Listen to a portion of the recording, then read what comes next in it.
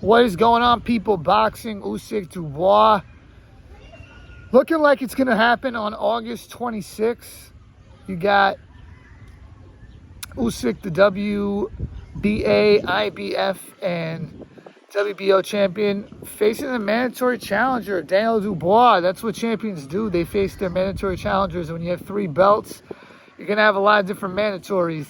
Daniel Dubois beat on some pretty good fighters on the way up, I would say. Some, domestic level fighters like Nathan Gorman. Lost his step-up fight to Joe Joyce.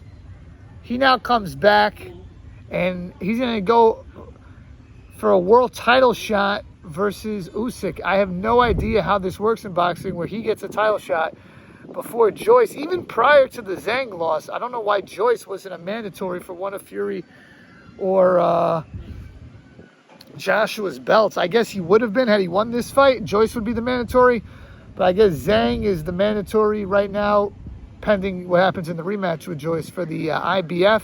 No, Hrgovic's the IBF. I guess they would be for the WBO, but this is for the WBA.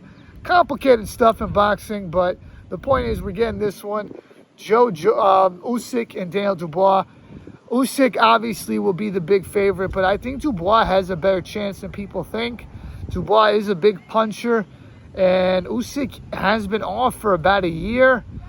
The fight is in Poland. It's kind of like a homecoming fight for Usyk. Obviously, Usyk can't fight in Ukraine, but to me, this is an interesting fight. I like to see this fight. I think that Dubois, I actually thought he was going to be the guy who was going to be the best of the young crop of heavyweights. Not Jared Anderson initially when I saw him, because I was like, wow, this guy Dubois has a ton of power. But then I kind of noticed that he had 0 head movement and 0 defense. And after that loss to Joyce, which I expected him to win that fight going in, so I'm not going to lie, I have to kind of question his heart a little bit, because he did have the eye injury. But he kind of quit in that fight. I know some people will argue with me, but let's just be real about it. He could have continued and he didn't. So that's kind of quitting. I don't know what other way to look at it.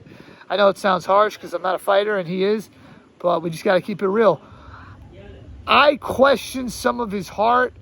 I question his defense. But what I don't question about Dubois is his power. And to give him some credit, he had, I think, hurt his knee. He had, broken his knee, or he tore his ACL. I don't know what his injury was, Dubois, but he had something in his last fight, I believe it was, and he got dropped 3 times in the first round, and he came back to win the fight. So I got to give him some points there in the heart department. Maybe he's improved in the mental aspect of the game.